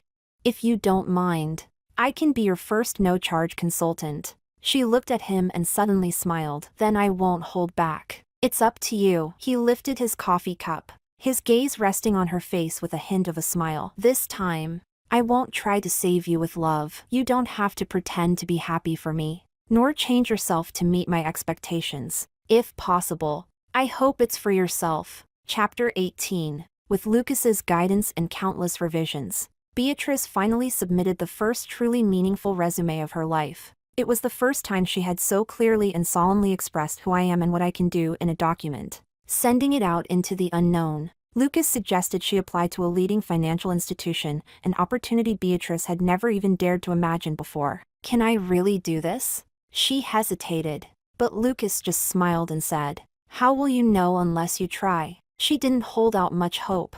Yet on the evening of the 5th day, she was surprised to receive an interview invitation. At that moment, she was almost too excited to speak. She kept reopening that email, often wanting to send a screenshot to Lucas. In the end, she only sent a few simple words. "I passed." Before long, Lucas replied to her, "I knew it. You deserved it." Beatrice felt a little embarrassed by his words and told Lucas he didn't have to say that. But his reply was unusually serious. "You know, your resume isn't actually bad. But the problem is, you don't believe you'll be chosen." He said, "Beatrice, you don't need to be stronger to deserve this. You first need to allow yourself to be seen." The day the interview ended, Beatrice walked home alone, crossing the dimly lit streets, catching her reflection in a shop window. She suddenly felt somewhat unfamiliar with herself, but exactly what felt strange, she couldn't put her finger on. "Whatever," she thought with rare ease. After all, she had already taken the first step. On her first day at work, Los Angeles was still bathed in bright sunshine. Beatrice wore a neatly tailored beige suit, one that Lucas had specially taken her to choose a few days earlier. At the checkout, he stepped ahead, smiling as he said, "Consider it a welcome gift. Refusing it would be too rude." Unable to refuse, she smiled and agreed, saying she would treat him to a meal after she got paid. At that moment, Beatrice stood at the entrance of the office building. her palms even slightly sweaty. But when she truly began working, she found herself quickly settling into the rhythm. Having spent these years by Michael's side, she had long since grown used to thinking independently and knew when to speak up and when to hold back. After a few weeks, she gradually found her footing and even received her first full project to manage. The boss praised her for her strong execution, and her colleagues were eager to collaborate with her. One day, in the break room, someone smiled and said to her, "Sue, you're practically our angel." Beatrice smiled. On the day the project ended, she went home alone, draped her coat over the sofa, and sank into the chair. The moment the approval notification popped up, she closed her eyes and suddenly thought of Michael. That name was like the wind, quietly swirling through her mind. She suddenly thought that if he hadn't insisted on her studying finance back then, she probably wouldn't have come this far. She instinctively sent a message to Lucas, and, unusually, said something good about Michael. "I kind of want to thank Michael. Maybe he really is one of the few benefactors in my life." Lucas didn't reply. He simply made a phone call. "Beatrice." His voice was gentle, yet carried an undeniable seriousness. "If you really want to thank someone, thank yourself. Perhaps others have chosen a path, but how that path is walked, and whether you make it this far, depends entirely on you." Beatrice was silent for a long moment, then smiled and said, "When you put it that way, you're actually one of the few benefactors in my life." On the other end of the line, he smiled too. "The honor's mine." But the real test came soon. For the next project, Beatrice was assigned to a high-pressure team. The counterpart was an extremely demanding venture capital firm, whose requirements changed almost hourly. Again and again, the team was full of complaints, and she had worked several nights in a row, even quietly shedding tears alone in the office. That night, she stood on the balcony and called Lucas, her voice low. "Do you think I'm just not cut out for this industry? Am I simply not good enough?" He didn't rush to comfort her. Instead, he asked, "Do you know what marine creatures fear the most?" She asked, puzzled. "What?" "Not storms." Lucas paused, then said, "It's being trapped in stagnant water." From the other end of the line, the faint sound of pages turning could be heard. There is no forever right answer. As long as you keep moving forward, not standing still, you've already won half the battle. Go experience. Go feel. Perhaps the gains and losses you imagine are merely fragments helping you piece yourself together. Beatrice wiped the corner of her eye, suddenly feeling that she could still hold on a little longer. She began reorganizing the project's logic, repeatedly revising the presentation materials, and coordinating with the team. At the final presentation, her fluent delivery and precise data secured their approval. The boss came over and patted her shoulder. "Well done, Sue." Beatrice stood in the noisy office area, nearly on the verge of tears for a moment, but she held back. She thought, this wasn't a push from Michael, not a gift from fate, nor anyone's charity. This was her own doing, coming step by step. Chapter 19. That day was a rare holiday, and the light in Los Angeles was gentle, like a quilt laid out to dry, clean and soft. Lucas said on the phone, "There's a psychology lecture at a nearby community college today. Want to go?" Beatrice held her cell phone while watering the little flowers on the balcony, tilting her head at his words. "Are you interested in this?" Lucas laughed. "Are you coming or not?" She sighed and put down the kettle. "I really can't refuse such kind hospitality." But when they actually arrived, Beatrice realized it wasn't just listening to a lecture, it was listening to him talk. The sunlight spilling onto the stage wasn't harsh, yet it was still hard to look away. Before the projection screen stood a familiar, yet unexpected figure. The badge on his chest clearly read External Psychological Expert, Lucas. She arrived a little late, her seat not near the front, and the classroom was already full. Beatrice had been surprised by the full house today, but she soon understood why. Because Lucas's viewpoint was too unconventional. His first sentence was, "You actually don't want to be loved." The room fell silent. Some chuckled softly, others frowned. "It's just that inside you there's a formula. Being chosen means safety. Being desired means worth. What you want is confirmation. For someone to tell you that it's you." In the height of summer at 22, Michael stood before her, pointed at her, and said, I want someone like her. Everyone said he was special to you. He only took you out, only took you skiing, only let you stay by his side. She had once repeatedly chewed over that phrase, want someone like her, taking it as affirmation. You reject anything that reminds you love is equal. You just want to be that special someone to prove to yourself you're worthy. A friend once joked, you two don't seem like lovers. Like what? She thought for a moment and said, in ancient times, it'd be a young master and his maid. Nowadays, it's called an unequal friendship. Either way, it's not supposed to be love. She once resisted that comparison, but the longer she lived, the more she realized it was true. If he chooses you, it feels like you're saved. But actually, you're not. Michael's son pulled her away from mother's son, saying no, he only wants Beatrice. In that moment, he seemed especially tall. You're not addicted to love. You're addicted to the chase. You're just trying to prove that you're good enough. Mother's son held her hand gently and said, you and Michael are the same age. You can be good companions. Beatrice's mother told her, the Sun family raised you, so you owe them. Since childhood, everyone told her to be good, to obey, and to be polite. You are the chosen one. You must be more understanding, more patient. So you have to mourn the part of yourself that must be desired and earn favor just to avoid being abandoned. In that instant, Beatrice suddenly heard a buzzing in her ears, as if someone were sawing through a hard shell over her heart with a soft fishing line. You have to allow yourself to be ordinary. Sarah stood in front of her, puzzled, and said, what's so great about you? Allow yourself to be seen. She recalled those days, working on projects alone, staying late by herself, so exhausted she would collapse motionless on the sofa at home. On the day the project ended, her boss patted her shoulder and said, you did well. Stop waiting for others to come and choose you. Michael mocked. What better could you find after leaving me? But you begin to choose yourself. Colleagues smiled as they gathered around her, asking, can you do it? She nodded, sincerely thinking for the first time, yes, I can.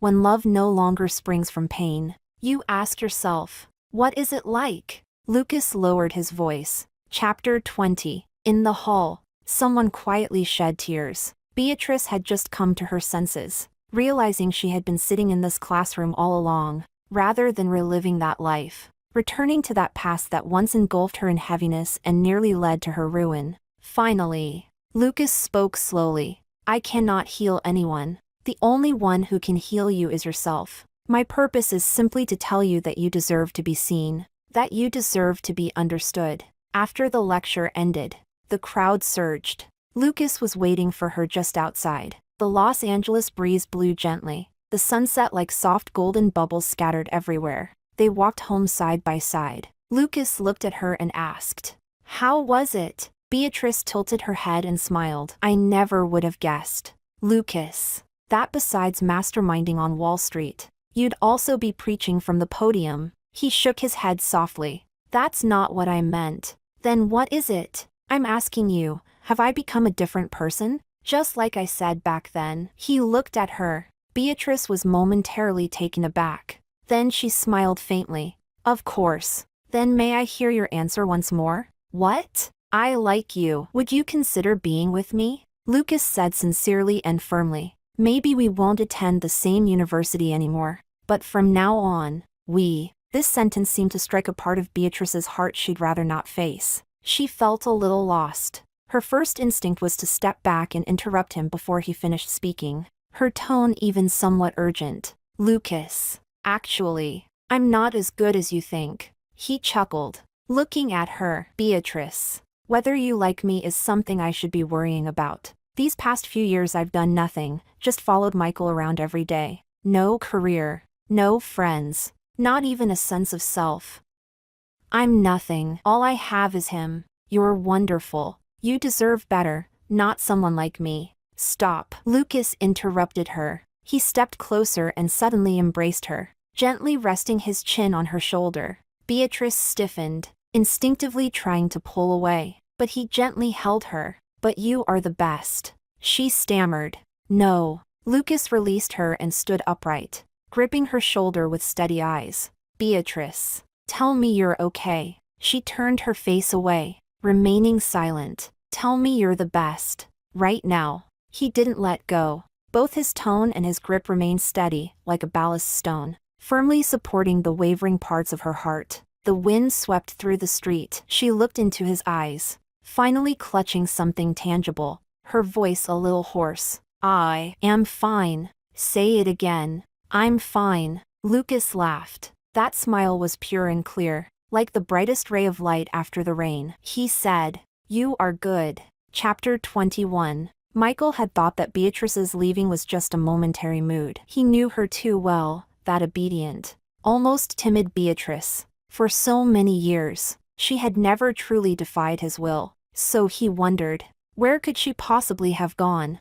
He only instructed Paul to investigate, but day after day, week after week, half a month passed, and still there was no news. At first, Michael managed to stay calm, continuing with projects, meetings, and social engagements. Occasionally, he could even handle Sarah's nonsense, but at some unknown moment, his heart began to spiral into turmoil. Perhaps it was because he hadn't seen Beatrice for so long, or perhaps it was the unsettling feeling of losing control over the situation. Michael didn't like it. He began returning home frequently, anxiously rifling through every corner as if she might suddenly peek out from behind a cupboard. That vague restlessness was fully ignited the day he saw Sarah again. That evening, he was invited to a banquet, dressed in a black suit, standing in the brilliantly lit hall, raising his glass as he mingled. Suddenly, Michael. He turned around to see Sarah stumbling in on high heels, the security guard following helplessly behind her. Her makeup was still flawless, but her figure had grown somewhat bloated. She stood in the middle of the crowd, tears streaming as she cried, "Michael, how could you be so heartless? You knew I was carrying your child." The hall erupted into a buzz, all eyes turning toward them. Whispers rose and fell. "Is that the young madam from the Sun family home?" "No. I've met his childhood sweetheart. She's very quiet and doesn't look like that." "So this woman is from outside? How did she end up causing a scene here?"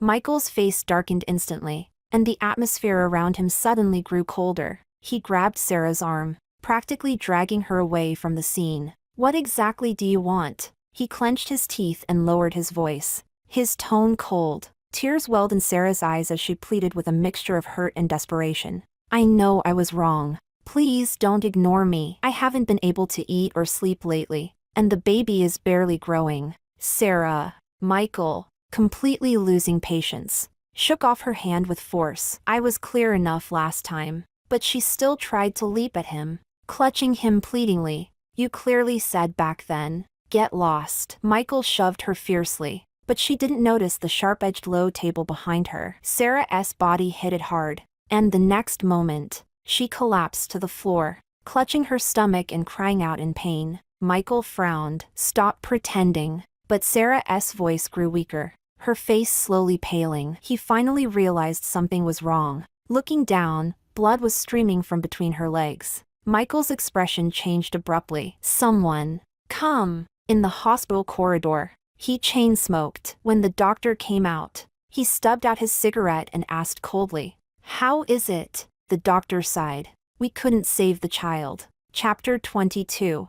"I understand." He spoke calmly, but inside, he couldn't tell whether he was relieved or even more troubled. When Sarah woke, the first thing she saw was Michael leaning against the wall by the door. She struggled to sit up, weakly asking, "How is our child?" Michael stepped closer, his tone indifferent. "Gone." Sarah was instantly stunned, her face instantly pale, clutching her stomach in disbelief. "Impossible. Michael, how could he be gone? He was clearly still alive. I even felt him move yesterday." For the first time, her cries were mixed with genuine pain, a woman's raw breakdown after losing a child. But Michael only took out a check and placed it on the bedside table. "Get some rest, and don't contact me again." Sarah widened her eyes. "What do you mean?" "The literal meaning. You're dumping me now? The child is gone because of you, and you don't even have the decency to apologize? Are you even human?"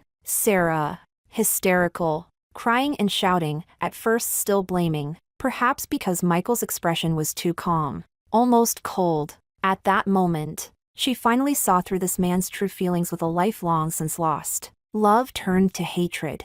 Grievances and blame became bitter curses. You'll get your comeuppance, Michael. You won't have a good end. Sooner or later, you'll lose the most important person in your life. Just like I did, and I want you to suffer pain 100, even 1,000 times worse than mine. She cursed Michael to come away empty-handed from all he sought, to endure a lifetime of love and loss and sorrow. Michael stood at the door, his face dark and grim, but he didn't utter a single word in protest, because deep down, he simply didn't think Sarah's words had any effect on him. He, Michael, had a smooth path to success, wealth, and honor. The pain of love and parting? He sneered. If insulting him a few times could ease Sarah's pain, then he could offer that as his last act of mercy. It wasn't until Sarah's voice was nearly hoarse that he finally stepped away. That night, Paul came to his house to give a work report. Documents were spread out on the table, and the atmosphere was so oppressive it was hard to breathe.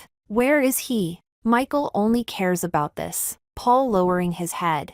Still haven't found him. Smack! The teacup was slammed down, porcelain shards scattering, hot tea splashing all over Paul's face, veins of blood tracing across his temple. Why do I support you? His voice was icy cold. I told you to find someone. You've been at it for almost a month, and there's not a single trace?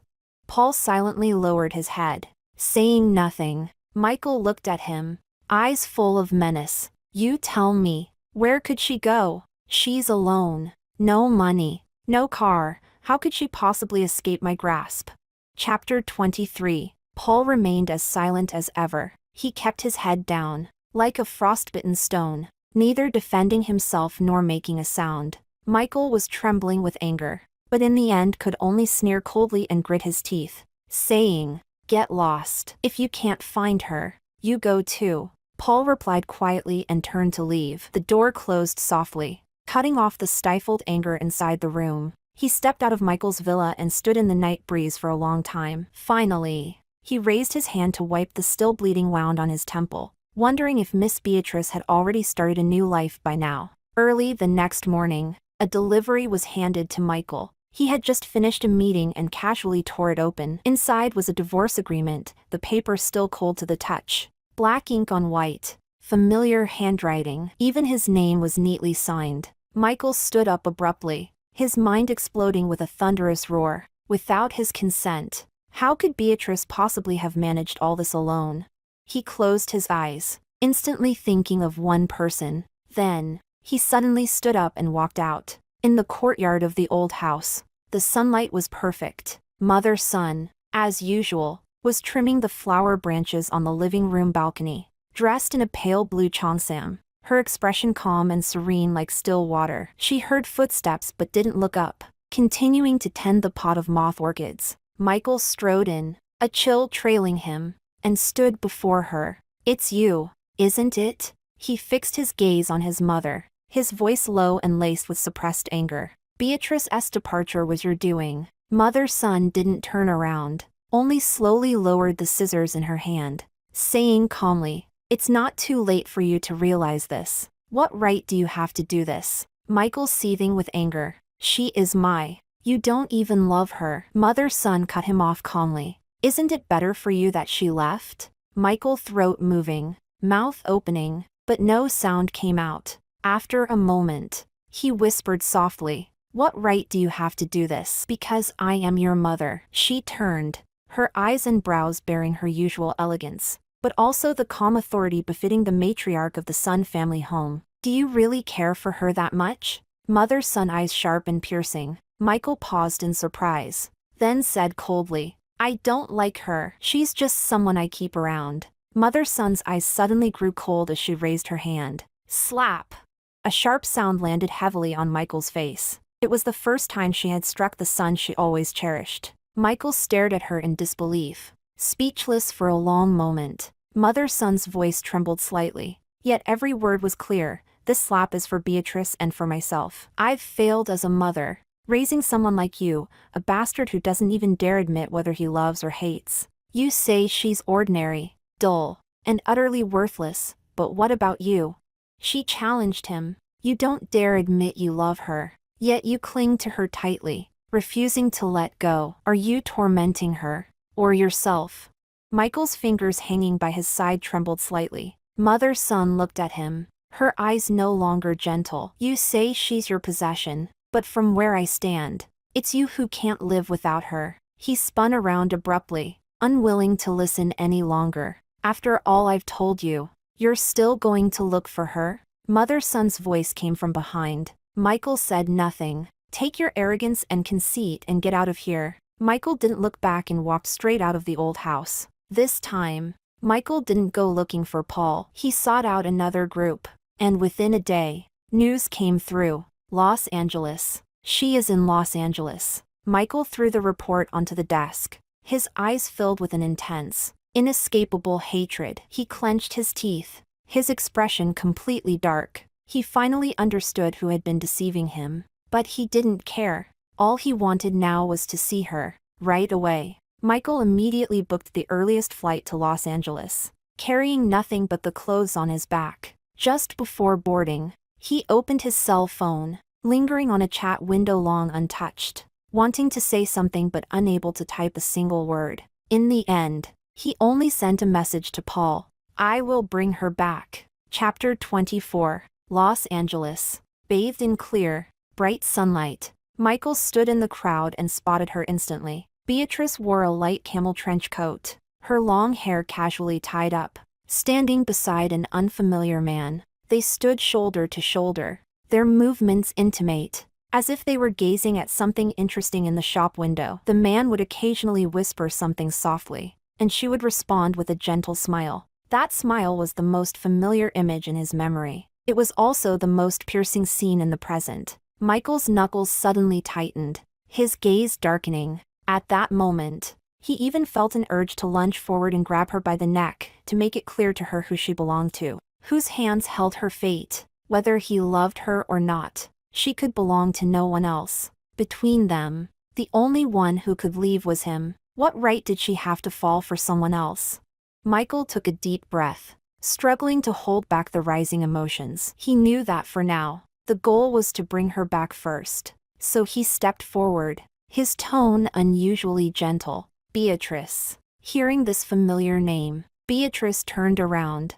The moment she saw Michael, she was first surprised, then quickly composed herself. She knew that mother-son couldn't hold Michael back forever, and Michael was never one to let go easily. So, she simply greeted him softly. Long time no see, Michael. Michael was taken aback. He had long been accustomed to Beatrice's delight when she heard him called, followed by her running over with a smile. She would cheerfully call him Michael, chattering like a lively little sparrow. He once found it noisy, but now he deeply wished to hear that voice again, as proof that Beatrice had never truly left. Michael smiled faintly, his tone casual. Los Angeles is pretty far. Beatrice nodded. 600 and 234 miles. Coming from City A. 12 hours. There are many fun places around here. He paused, as if casually suggesting, you probably haven't seen them. I can show you around. Beatrice smiled, her eyes gentle, but her tone was like a slow knife. I've been to the Griffith Observatory, witnessed the most beautiful sunrise, spent a whole day at Santa Monica Beach, watched dolphins gently kiss the sunset, and even ran into many celebrities on the streets of Beverly Hills. She counted them off on her fingers one by one, then smiled softly. Thank you for your kindness, but I think I've already been to all of them. His smile froze, and a shadow suddenly darkened his eyes. He clenched his molars, his face instantly growing colder. Then his gaze shifted to the man beside her. Who is he? A friend. Beatrice still smiled in response, but the man stepped forward confidently, extending his hand with a calm expression. I'm her boyfriend, Lucas. Michael looked down briefly, then shoved his hands into his pockets, his tone icy. How come I didn't know my girl already had a boyfriend? Lucas wasn't upset either. He pulled his hand back and continued smiling. Hello, ex-husband. Michael's face darkened almost as if it might drip with anger. He was too weary to waste words on this person and gritted his teeth. I came all this way to find you. Isn't a private conversation deserved? Beatrice was silent for a long moment, and just as Michael could barely contain his rising frustration, she finally nodded. Let's go, there's a cafe just ahead. Lucas spoke up at the right moment. Then I'll check out the dessert shop nearby. They've got a new limited edition strawberry donut today. You'll definitely like it. Sure, Beatrice smiled and nodded. Get the chocolate flavor too, don't forget. Michael watched her turn, the two of them chatting away, seemingly inseparable for a long while. The anger in his heart was nearly consuming all reason. At last, inside the cafe, they sat down across from each other at a table. Beatrice ordered 2 lattes, then specifically called the waiter over. Please bring me 2 packets of white sugar. She skillfully poured the sugar into his cup, stirring gently. You always need 2 packets of sugar in your coffee. If it's any more or less, you just won't drink it. Michael lowered his head, looking at the cup of coffee Beatrice pushed over. She remembers. She even remembers these little details. So Michael suddenly felt that this version of Beatrice was just being briefly rebellious. He could easily forgive her boldness. He looked at her and slowly said, "If you come back with me now, I can pretend none of this happened." Chapter 25. Whether it was that man or your sudden disappearance. After Michael finished speaking, the air fell into a brief silence. Beatrice looked at him and, after a long moment, finally spoke softly. But I've already acted as if it happened. Michael. She looked up at him, those eyes once filled with joy and trust now nothing more than a tranquil lake. We're already divorced. You should know that. Hearing her say this, Michael's expression remained unchanged. Then we'll just get married again. He got straight to the point, his tone indifferent, his demeanor as aloof as ever. Beatrice smiled softly, but unlike the smile she gave Lucas moments ago, this one carried a faint trace of weariness. She raised her eyes to him. Michael, why are you always like this? As if whatever you say must be the truth. And if you're willing to forgive, I'm supposed to be endlessly grateful. Michael raised an eyebrow, his tone slightly cold. I thought you would understand what I meant. I understand. Beatrice nodded, her gaze steady. You want to pretend nothing happened. Want me to go back with you, like before, when you thrived out there, got bored, then came back to see me, offering me a little of your pity and charity. She paused softly, her eyes unwavering. But you never once thought that I have the right to refuse you. Michael's fingertips twitched ever so slightly, as if he wanted to say something, but swallowed it down hard. He was silent for a moment. Then his tone turned cold. You left me because of that man just now? Don't say that. Beatrice frowned. He has a name. It's Lucas. Michael snorted coldly. How long have you even known him? Do you know what kind of person he is? Just for him, you want to leave me? That familiar contempt in his tone surfaced again, that attitude of mocking every choice that didn't suit him. She had put up with it for years, but now she only felt drained. He looked down on her decision, ridiculed her stubbornness, and even mocked the courage she'd gathered. But she said nothing, only whispered, "It's nothing to do with anyone else. I just suddenly want to see what life is like without you. Days without indifference or scorn." Michael snorted, as if hearing the biggest joke ever. So all these years by my side, it's been nothing but pain, all silently endured. Should I thank you, then, for putting up with me all this time? Beatrice looked at him steadily. You don't understand. Then explain it. Michael's voice suddenly sharpened. Tell me, what has possessed you? She just let out a soft laugh. If there were such a reason, and you were willing to let me go, I could invent plenty. Michael's Adam's apple moved, his expression growing colder by the moment. Don't regret this. I won't. Her tone was calm, even tinged with a softness. I'm about to get married. Michael stood stunned, as if the whole world fell silent for a few seconds, time collapsing into a single line that held him captive. With Lucas. Beatrice continued. You just saw him, and 10 years ago, you saw him too, on the day the college entrance exam ended.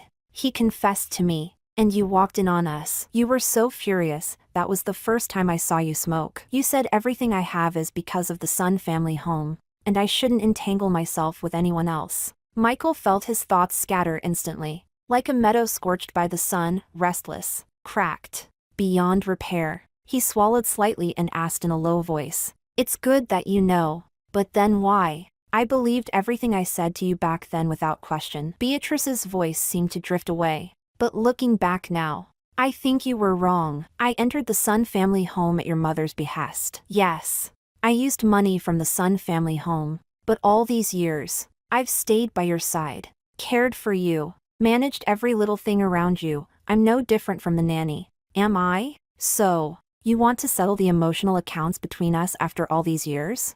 No, she shook her head. Feelings don't need settling. I just want to make one thing clear. I don't owe you. She paused. Of course, I will repay every cent I spent. You don't want me to owe you anything, and I certainly don't want you to have the chance to say those words again. Michael stared at her intently, as if at that moment he no longer recognized the woman in front of him. He couldn't bring himself to utter a single condescending word. After a long silence, he spoke softly, as if compelled by some unseen force to ask that one question. Being with me, does it really disgust you that much?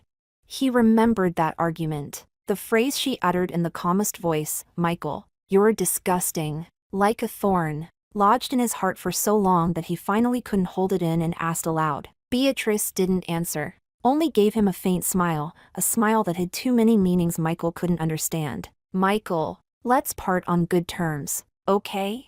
The wind just brushed past the tips of her hair, her eyes clear, without a trace of longing. Michael stood still, unable to tell whether he was only losing Beatrice now, or if at some moment in the past, he had taken the first step forward, and the one left behind had never caught up. And in the years that followed, it was all just a fleeting dream. Chapter 26. Michael gave her up far more easily than Beatrice had ever imagined. That day, in the coffee shop, their last unfinished words were hers. Michael, let's part on good terms, shall we? But Michael did not reply. Lucas arrived, carrying a bag of sweet donut breads, some strawberry, some chocolate, all of which Beatrice loved. As she looked down to tear open the packaging, she thanked Lucas with genuine excitement. This shop was hard to get these from, so her tone was truly heartfelt. She thought of Michael and instinctively glanced back, only to find that tall, silent figure had somehow already left. The cup on the table, her special blend coffee with 2 packets of sugar added just for him. Michael was quietly left untouched. Only the latte art on the surface had slightly blurred, softened by the steam rising from his frequent sips. In the end, it remained untasted. A quiet regret lingered in Beatrice. She took a big bite of the donut. Even now, she still wasn't quite used to the overly sweet taste of desserts abroad. Too cloying. Lucas looked at her and asked, "Leaving already?" She nodded. "So soon?" She chewed a bite, swallowed, and said, "I lied to him. I told him I was marrying you." Lucas was taken aback. "Really?" "No." She looked at him calmly. "I don't want to be with anyone right now. I want to focus on myself, live my own life first." "Then why did you lie to him?" "Because I knew he wouldn't stay attached to a married woman for long." Lucas nodded quietly, saying no more. In fact, at that time, they weren't even together yet, let alone married. Beatrice of course knew his feelings and didn't reject them. But at this moment, she longed more for a lasting and stable career. Love? Let it take its course. Fortunately, Lucas was a sensible man. He never pressured her to make any decision. He simply kept her company silently as always, watching her achieve great success in Los Angeles, becoming the rare benefactor in her fate. And Michael never brought up anything about Beatrice again after returning to his country. Mother, son, and Paul both assumed that he had been hurt by his experience with Beatrice and had given up on it. Mother, son was still arranging blind dates for him, but because Sarah had caused a scene at the banquet years ago, some well-bred young ladies in the circle began to avoid this trap. Mother, son was angry, yet helpless. Fortunately, Michael had no interest whatsoever, so she let him be. Paul remained by Michael's side, not fired, still his most trusted assistant. No one mentioned Beatrice anymore, nor asked about her. It was as if that memory had never existed. The following winter, the first snowfall was long overdue. That night, Michael came back from a social gathering, completely drunk. Paul escorted him home. It was still the same old apartment, but all traces of Beatrice had long since been cleared away. Paul went to the cabinet to find some sobering pills. When he came back, he saw Michael holding an old photo, Though he didn't know where it had come from, he leaned closer to look. The photo showed Michael and Beatrice. The girl wore a red dress, and though they weren't standing very close, behind them fireworks sparkled brilliantly. It must have been a New Year's Eve of some year, Paul thought. No one answered. Paul tried to snatch the photo to make Michael take his medicine, but he held on to the photo tightly, refusing to let go. Paul hadn't expected a drunk person to be so strong. I want to marry her. What? He was taken aback. Michael repeated himself, pointing at the girl in the photo. I want to marry her. That marriage, now a thing of the past, those turbulent loves and hates, were brought up again, in such an absurd way. Paul hesitated for a moment, then said softly, she's already married. Michael was stunned. He frowned and muttered, but, how could it be? It shouldn't be. He looked at the photo, feeling a tightness in his chest. In that instant, he was certain, as if forever, that he wanted this woman. But she already belonged to someone else. In his hazy mind, he vaguely remembered a woman telling him, in this life, what you seek will never be yours. A lifetime filled with love and sorrowful partings. He didn't believe it, but now, it seemed she had truly been right about him. Like this moment, when he had just clearly seen his Eve, only to learn that she had already entered Eden with her Adam. Paul, after giving the medicine, he made sure he was settled before leaving. That night, City finally experienced its first snowfall. Large and silent, it drifted onto treetops, windowsills, and street lamps, layer upon layer. Michael, caught between sleep and wakefulness, seemed to slip back to a midsummer afternoon. On the playground, he was running ahead, someone gasping in pursuit. Michael, slow down. He didn't stop. Instead, he ran even faster. As he crossed the finish line, the seasons shifted abruptly. The blazing world instantly transformed into a city cloaked in snow. He stood outside the Civil Affairs Bureau. Someone reached out and smiled at him. Just as he was about to take the hand, before he could make out the face clearly, everything slipped away like the wind. That sleep was remarkably deep. It was as if he had dreamed a whole lifetime.